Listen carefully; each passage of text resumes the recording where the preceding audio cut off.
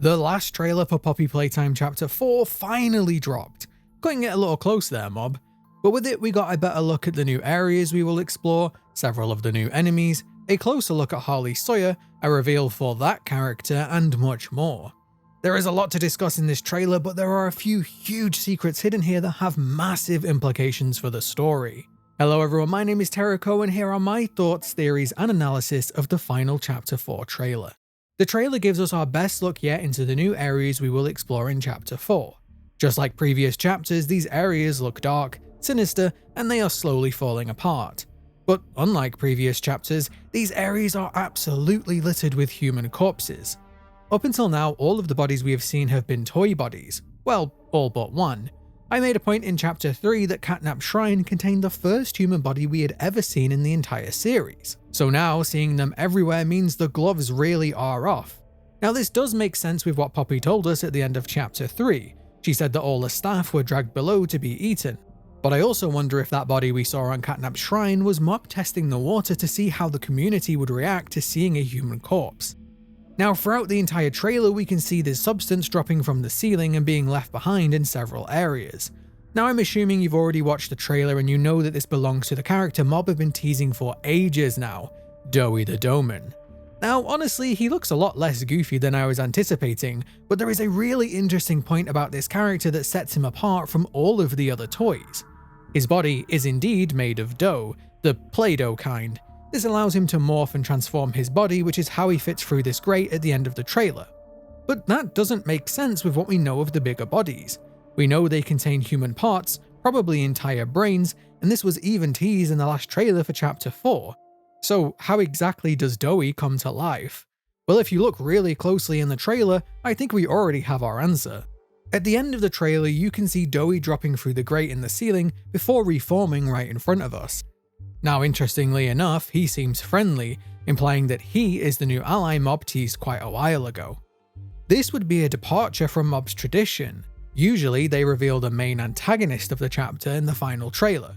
But there might actually be more to this. As Doey drips down, you can see that the dough that isn't connected to the main body doesn't move. We can also see throughout the trailer that there is this dough substance left behind from where he's already been. But if you take a closer look, you can see that his hat is the only part of him that doesn't morph and transform. It drops down as one single piece before his body starts to reform itself. I think that this hat is actually the living part of Doey. The hat contains the brain that controls the body, and the rest is just dough. This would mean that Doey could grow much bigger if he had access to more dough, but it also means that any dough that isn't connected to the hat is lifeless. We can even see a bunch of dough left behind at the end of the trailer. This would make the hat quite literally a thinking cap.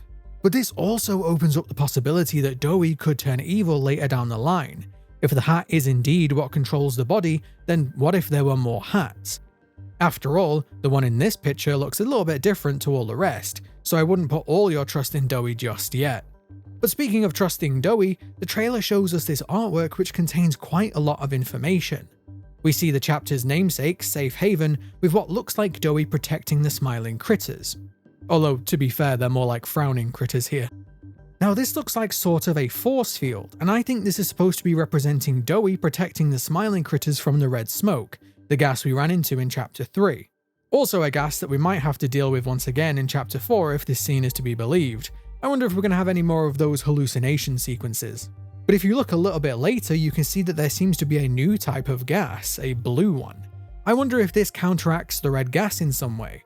Maybe it's just oxygen supposed to represent clean air, but maybe it's something new tied to the puzzles in Chapter 4. But this now makes me wonder, were the smiling critters only aggressive in Chapter 3 because of the red smoke?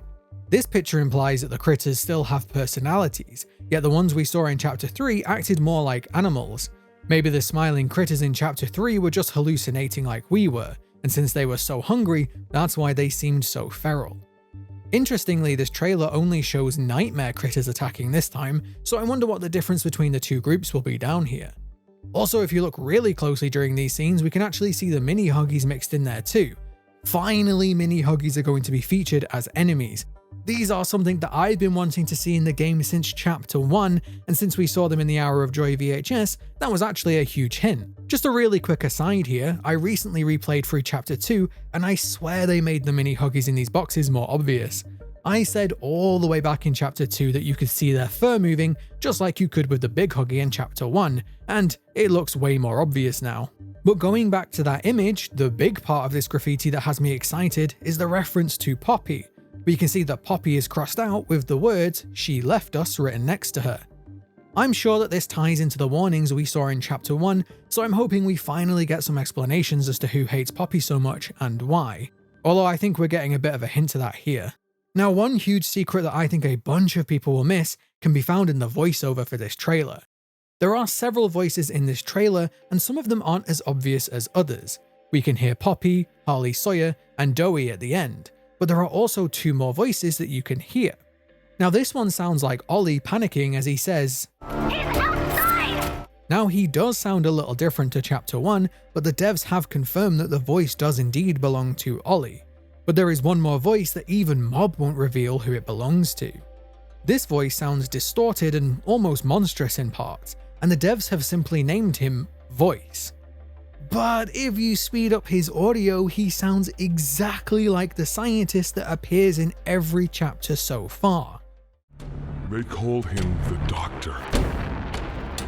He works with the prototype, commands everything down here. Hunting us, starving us. They call him the Doctor. He works with the prototype, commands everything down here. Hunting us, starving us. Final log. In relation. Experiment 1006. The prototype. The prototype. The prototype.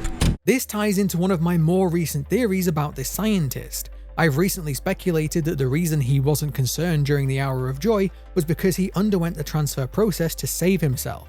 And now he might even be continuing that research, looking for a way to reverse the process. "I've got something special in mind" might be a huge clue towards that, and the fact that he knows about Harley Sawyer's past strongly implies he was indeed a staff member that knew him. Since this scientist has appeared in every chapter, I think he's going to be a key part of this story, and he might even be someone that we know, or knew, as we too are ex-staff with strong hints that we were also a scientist. But there is also something incredibly interesting about what he says. The voice tells us that the Doctor and the prototype are working together, which goes against almost everything we have learned up until this point. We have seen that the prototype and Sawyer seem opposed, and I've even theorized that 1006 desperately doesn't want us to meet with Sawyer. It doesn't sound like an ally.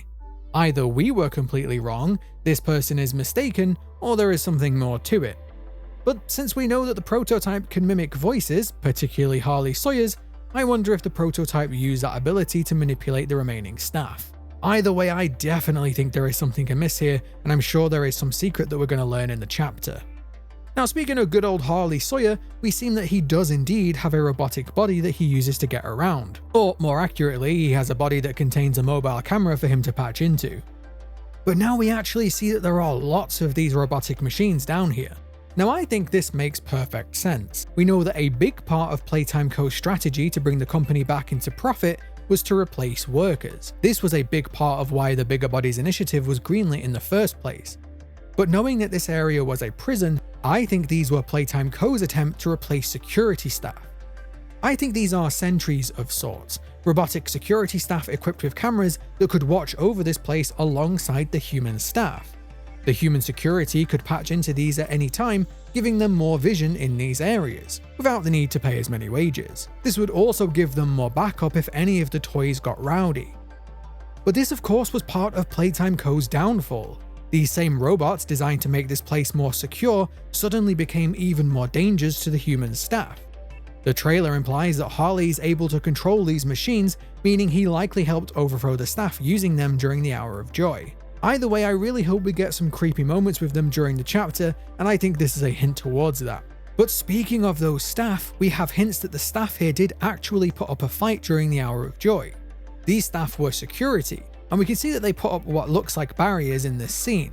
Now, Poppy says during the Hour of Joy that the screams lasted for hours, but since the security staff were likely much better equipped to handle the toys, the carnage probably went on for much longer down here. This might have been how the scientist had time to transfer himself during the Hour of Joy.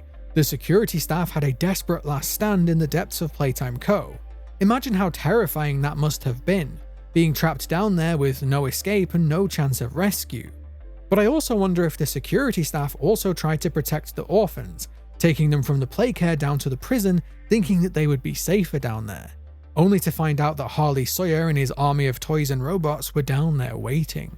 In fact, this could even explain what happened to the orphans. The staff, knowing the end was coming, transferred the remaining orphans into toys in one last attempt to save their lives. Now, if this wasn't disturbing enough, we can see body bags hanging from the ceiling in this scene, but take a note of where they are: a kitchen. Now, we know that Harley Sawyer talked of tailoring Boxy Boo's appetite to flesh, but now it seems like they were feeding more toys human bodies than we thought. Why, though, remains a mystery. Was this out of necessity, or was this part of Harley Sawyer's twisted experiments? Now, it seems like this was set up before the Hour of Joy, so perhaps this practice was going on for much longer than we thought. Now, one huge reveal in this trailer is that Kissy is indeed still alive. Hey, spoilers, mob! But there are a few clues with her that make me think Mob are still hiding something. We can see that Kissy was indeed attacked at the end of Chapter 3. She's now damaged, her arm's in a sling, and there are a good few chunks taken out of her. Now, first of all, looking at this damage makes me think that it was something big that attacked her like we thought. Whatever it was managed to take a chunk out of her head, so it must have been at least as tall as her. So perhaps I could still be right with my theory. But the really interesting part of this is that the trailer refuses to show her face. Either there's a secret with her face that Mob are keeping from us, or they just want her damaged face to be a surprise reveal. It's probably going to be very creepy. Either way, whether Huggy returns or not, we will absolutely get to see a damaged Kissy Missy, which I think is a really cool concept. But if you take a closer look at how she's been patched up, we can see that she has straps holding her together, which could be a hint that it was Dog Day that attacked her and they used his straps to patch her up. I guess we'll just have to wait and see. Now, we do see that we will be getting another red grab pack hand in this chapter. Our last one was stolen by Mommy Longlegs in Chapter 2. Now, this being in the trailer makes me wonder, is this a hint that we finally might be going to the Innovation Wing in a future chapter? Ever since Chapter 1, we had a door that required a red hand that we could never access, so this could be a little hint towards that.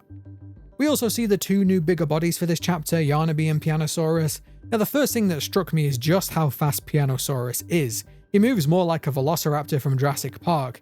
I don't know why, but I was expecting him to be slow and lumbering.